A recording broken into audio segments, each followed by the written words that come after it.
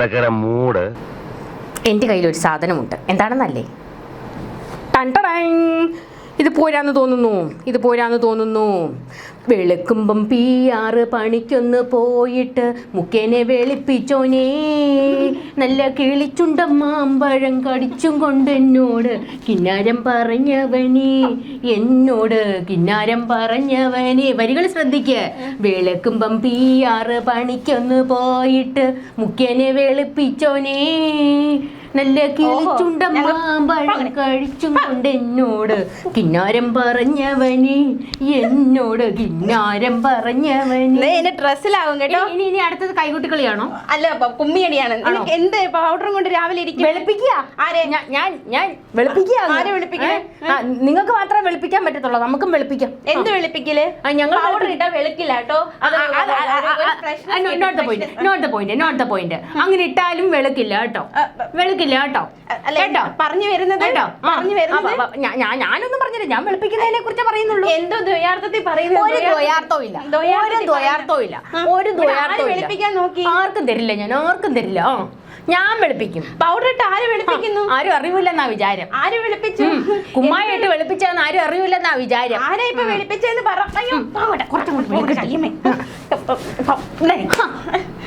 അയ്യോ, എന്നിട്ടും വെളുക്കുന്നില്ലേ അങ്ങോട്ട്? എന്ത് കാണിച്ചിട്ട് അങ്ങോട്ട് മെനയാവുന്നില്ലല്ലോ എന്ന് ഓർക്കുമ്പോഴായിരിക്കും എന്ത് കാണിച്ചിട്ട് അങ്ങോട്ട് മെനയാവുന്നില്ല. അതാ പ്രശ്നം. എന്താ കവി മനസ്സിൽ വെച്ചിരിക്കണേ? എനിക്കതല്ല, എന്ത് കാണിച്ചിട്ട് എന്താ അങ്ങോട്ട് മെനയാവാത്തത്? ആര് എന്ത്? നേരെ പറ, എനിക്കൊന്നും മനസ്സിലാവുന്നില്ല. നിങ്ങളല്ലേ ഇപ്പൊ വെളുപ്പിക്കുന്നേ? എന്ത് വെളുപ്പിക്കൽ അടങ്കലെടുത്തിരിക്കല്ലേ? ഇനി മമ്മൂക്കിയായിട്ടുള്ളതാണോ? ഓ, മോഹൻലാലിലോട്ടുള്ള ഇന്റർവ്യൂ ആണോ? അത് വെളുപ്പിക്കൽ എന്തോന്ന്? അത് മറ്റൊരേതാണ്? അതൊരു ഇതാണ്. ഏതാ? ഈ 10 വർഷക്കാലത്തിനിടയിൽ ഇതുവരെ ചെയ്യാത്തൊരു കാര്യം. അത് പിന്നെ നിങ്ങൾ എല്ലാ വർഷം പിന്നെ മോഹൻലാലിലോട്ട് ഇന്റർവ്യൂ ചെയ്യാൻ പറ്റുമോ? അല്ല, എന്നാലും 10 വർഷത്തിനിടെ എപ്പോഴേലും ഞങ്ങൾക്ക് ഇലക്ഷൻ വരെ ഇല്ലേ? അപ്പൊ ഞങ്ങള് മറ്റേതാണോ? ചൊറിയുന്നുണ്ടല്ലേ? നന്നായിട്ട് മാറിയെന്ന് ചൊറിഞ്ഞു. ഇന്നലെ മുതൽ കൊങ്ങികളുടെ കരച്ചില് തുടങ്ങിയതാ, കൊങ്ങികളുടെ സംഘികളുടെ. എനിക്കതില്ല. ഞങ്ങളുടെ ലാലേട്ടൻ, ഞങ്ങളുടെ സ്വന്തം ലാലേട്ടൻ ഞങ്ങളുടെ മുഖ്യമന്ത്രി ഇന്റർവ്യൂ ചെയ്യുന്ന കണ്ടിട്ട് സഹിക്കുന്നില്ല.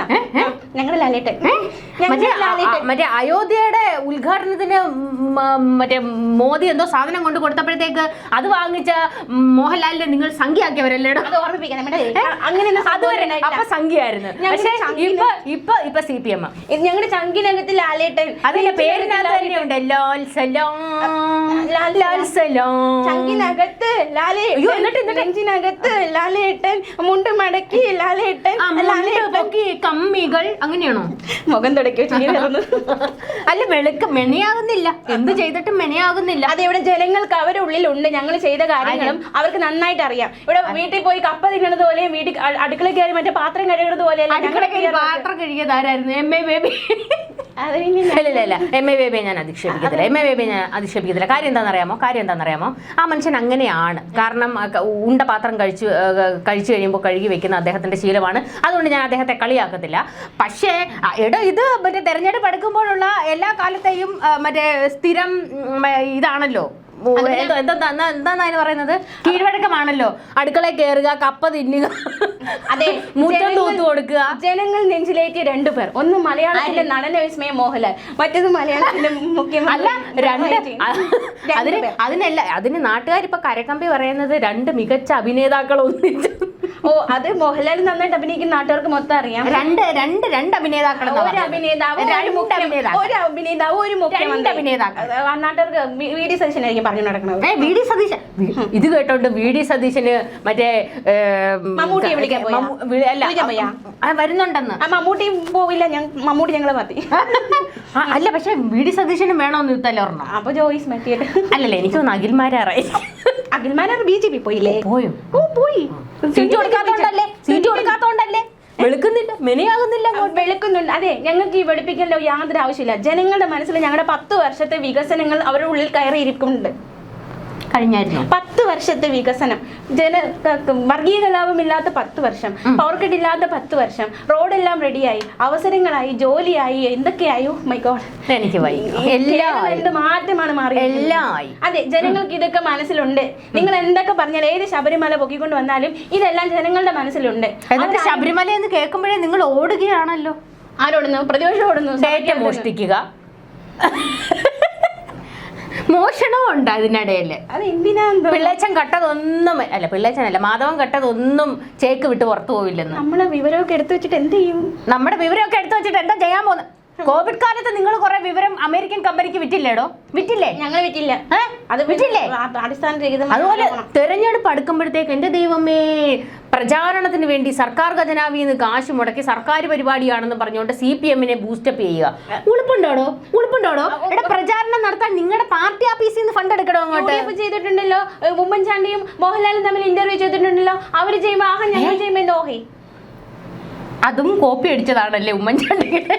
സ്വന്തമായിട്ട് എന്തെങ്കിലും ഉണ്ടോ? പിന്നെ ക്ലിക്ക് ഹൗസിൽ വെച്ചിട്ട് മോഹൻലാൽ വന്നിട്ട് ഇന്റർവ്യൂ, അത് രണ്ടുപേരെ ഇഷ്ടമുള്ള രണ്ടുപേർ തമ്മിൽ, രണ്ടുപേരെ ഇഷ്ടമുള്ള രണ്ടുപേർ തമ്മിലോ? അല്ല, അങ്ങനെയില്ല, ജനങ്ങൾക്ക് ഇഷ്ടമുള്ള. അല്ലല്ല, നമ്മൾ അതല്ല ചോദിക്കുന്നത്. നിങ്ങൾ ഇതുവരെ മോഹൻലാൽ നിങ്ങൾക്ക് സംഖ്യയായിരുന്നു, പെട്ടെന്ന് എങ്ങനെയാണ് മോഹൻലാൽ നിങ്ങൾക്ക് CPM ആയത്? കലാകാരന്മാർ എങ്ങനെയാണ് സംഖ്യ? നിങ്ങളാണ് അങ്ങേരെ ഏറ്റവും കൂടുതൽ അധിക്ഷേപിച്ചിട്ടുള്ളത്, സംഖ്യ ചാപ്പ കുത്തിയിട്ടുള്ളത്. അത് പിന്നെ കണ്ടും മിണ്ടിയും രണ്ടുപേർ ജനങ്ങൾ നെഞ്ചിൽ.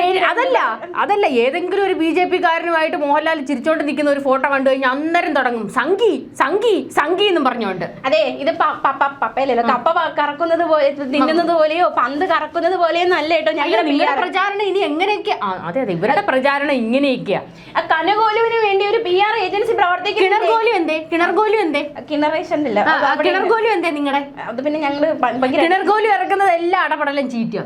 അങ്ങനെയൊന്നുമില്ല. ഞങ്ങൾ നല്ല രീതിയിൽ ഞങ്ങളുടെ പ്രവർത്തനങ്ങൾ ജനങ്ങളിലേക്ക് എത്തിക്കും. അത് ഞങ്ങൾ ഏത് വഴിയും സ്വീകരിക്കും. അതെ, കണ്ടിയാർജ് ബില്ലിലും കൊടുക്കും. ഞങ്ങൾ പ്രധാനമന്ത്രി ഇറക്കും, മുഖ്യമന്ത്രി ഇന്റർവ്യൂ കേട്ടോ. ഞങ്ങൾ അത്രയും ഹെൽപ്പുള്ള ചാനലിൽ മുമ്പിൽ വരാത്ത മനുഷ്യനാണ്. ചാനലുകാരെ പേടിയല്ല, ഒരു ക്യാമറയ്ക്ക് മുന്നിലൊക്കെ വരും. ആണല്ലേ?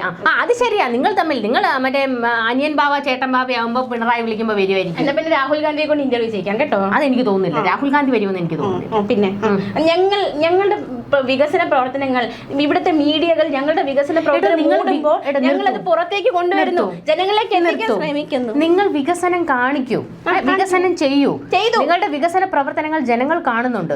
അത് നാട്ടുകാരിലേക്ക് എത്തിക്കാൻ എന്തിനാണോ ഈ PR-ന് കോടികൾ മുടക്കുന്നത്? കോടികളാണ് PR വർക്കിന് പൊടിക്കുന്നത് എടുത്ത്. കോടികൾ ചുമ്മാ അറിയണത്. 10 വർഷത്തെ പിണറായി വിജയന്റെ ഭരണത്തിലെ PR-ന്റെ കണക്കൊന്നും എടുത്ത് കാണിക്കാമോ നിങ്ങള്? ഇങ്ങനെ ഘട്ടം ഘട്ടമായിട്ട്. അതെ, ഘട്ടം ഘട്ടമായിട്ട് ഇവര് ഖജനാവിന്ന് എടുത്തു PR പണിക്ക്, പെയിന്റ് അടിക്കാൻ. നിങ്ങളത് പെയിന്റ് ആയിട്ട് കാണണ്ട. വെളുപ്പിക്കലായിട്ടല്ലാതെ പിന്നെ എന്തായിട്ട് കാണണം? നെഞ്ചിലേറ്റി രണ്ടുപേരുടെ സംസാരം. പിന്നെ ജനങ്ങൾക്കിടയിലോട്ട് അങ്ങ് ഇറങ്ങി ചെന്നാ പോരെ. എന്തിനാണ് ഈ മോഹൻലാലിനെ പിടിച്ചിരുത്തി രണ്ടുപേരും? അയ്യോ, കമ്മി ഗ്രൂപ്പുകളെല്ലാം മറ്റേ പിണറായിസം ലാലിസം എന്നൊക്കെ പറഞ്ഞോണ്ട് എന്ത് വടോ ഇത്? അല്ലേലേ ഇവിടുത്തെ ഇസങ്ങളൊന്നും ജനങ്ങൾക്ക് കണ്ടുകൂടാ. കൊങ്ങി സംഘി ഗ്രൂപ്പിലേക്ക് ഇന്നലെ മുതൽ ഭയങ്കര കരച്ചില്ല. എന്നമ്മോ പൊട്ടിക്കരച്ചില്, ചങ്ക് തകർന്ന് കരയുന്നു. കാണാം. ഈ മോഹൻലാൽ വന്ന് വെളുപ്പിച്ചാൽ വോട്ട് കിട്ടുമെന്ന് നിങ്ങളോട് ആരാ പറഞ്ഞത്? ഇതിനെ വെളുപ്പിക്കലായിട്ട് കാണുന്നതിന് ജനങ്ങൾ നെഞ്ചിലേറ്റി രണ്ടുപേർ തമ്മിൽ അങ്ങോട്ടും ഇങ്ങോട്ടും സംസാരിക്കുന്നു. അതിൽ എന്താണ് വെളുപ്പിക്കല്? നിങ്ങൾ ഞങ്ങളെ വിമർശിക്കുന്നവർക്ക് അതൊരു വെളുപ്പിക്കലായിട്ട് തോന്നുമായിരിക്കും. ഞങ്ങൾക്ക് അത് ജസ്റ്റ് ഒരു ഇന്റർവ്യൂ. ജനങ്ങൾ ഇവിടുത്തെ മാധ്യമങ്ങൾ ചോദ്യം ചോദിച്ചാ എനിക്കറിയാൻ പാടില്ല, ഇത്രേ ഉള്ളൂ, ഞാൻ പോവാന്ന് പറഞ്ഞിട്ട് പോകുന്ന മനുഷ്യനാ. അതെ, മോഹൻലാലിന്റെ ഇന്റർവ്യൂ കണ്ടു പഠിക്കണം ഇവിടുത്തെ മാധ്യമങ്ങള്. അദ്ദേഹത്തിന് ഇഷ്ടപ്പെട്ട സിനിമയെ പറ്റിയാ ചോദിക്കുന്നത്, അറിയാമോ? മോഹൻലാലിനെ കണ്ടുപിടിക്കാൻ പറയും ഇവിടുത്തെ മാധ്യമങ്ങളോട്. കുറെ അനാവശ്യ ചോദ്യങ്ങൾ കൊണ്ട് കൊമ്പും കൂട്ടി വരും. നിങ്ങൾ മറ്റേ ആനക്കൊമ്പ് കേസ് വല്ലതും വീണ്ടും പൊക്കുമെന്ന് പറഞ്ഞ് പേടിപ്പിച്ചിട്ടാണോ മോഹൻലാൽ വന്നേ എന്നൊരു കാര്യകമ്പിയുണ്ട്. മഹാനടന വിസ്മയ മോഹൻലാൽ. ഇതുവരെ നിങ്ങൾക്ക് സംഖ്യയായിരുന്നല്ലോ, അതിന് ഉത്തരം പറ. സംഖ്യ എങ്ങനെയാണ് നിങ്ങൾക്ക് കമ്മിയായത്? അദ്ദേഹം ഒരു കലാകാരൻ ഞങ്ങളുടെ കണ്ണിൽ. സംഖ്യയൊന്നുമല്ല, അദ്ദേഹം ഒരു കലാകാരൻ. മോഹൻലാലിനെ ഏറ്റവും കൂടുതൽ ചീത്ത വിളിച്ചിട്ടുള്ളത് ഇവരുടെ ആൾക്കാരാ, സംഖ്യയാണെന്ന്. പിന്നെ എങ്ങനെ ഓർമ്മിപ്പിക്കാതിരിക്കുക? എന്നിട്ട് ഇമാതിരി ഊച്ചാളിത്തരം കാണിക്കുന്നതാണോ? മമ്മൂട്ടി പണങ്ങില്ലേടോ പിണറായിയോട്? സാധാരണ മമ്മൂട്ടി അല്ലേ വരുന്നത് എല്ലാത്തിനും? ഇന്റർവ്യൂ മമ്മൂട്ടി ആയിട്ടാണ്. ആണല്ലേ? ഇന്റർവ്യൂ വരുന്നുണ്ട്.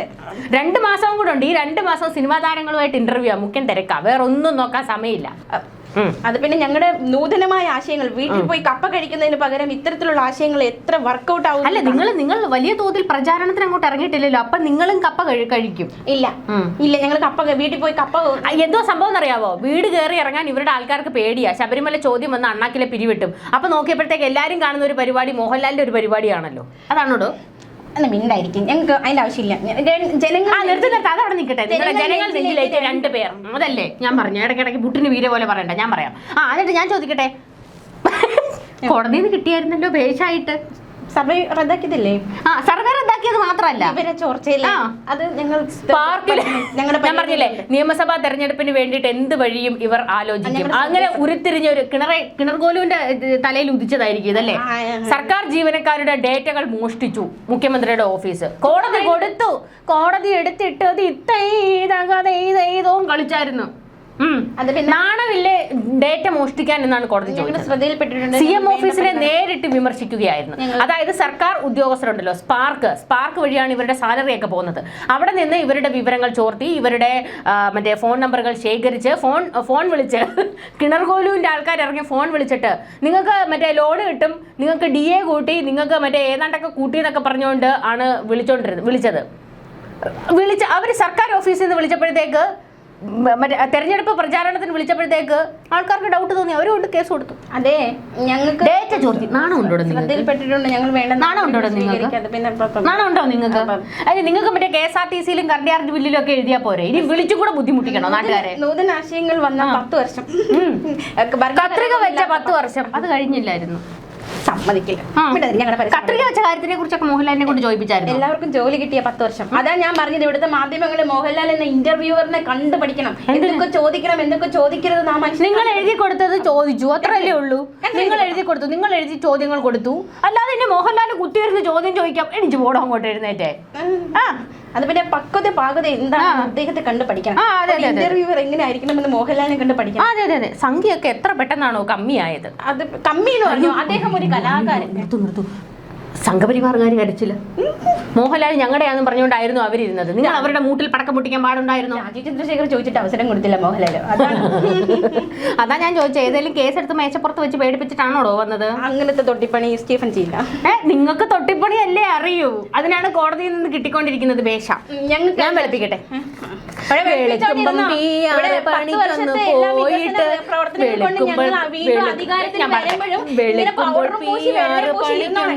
പോയിട്ട് മുഖ്യനെ വെളുപ്പിച്ചോനേ കിടക്കുന്നു. പാലക്കാട് മൂട്.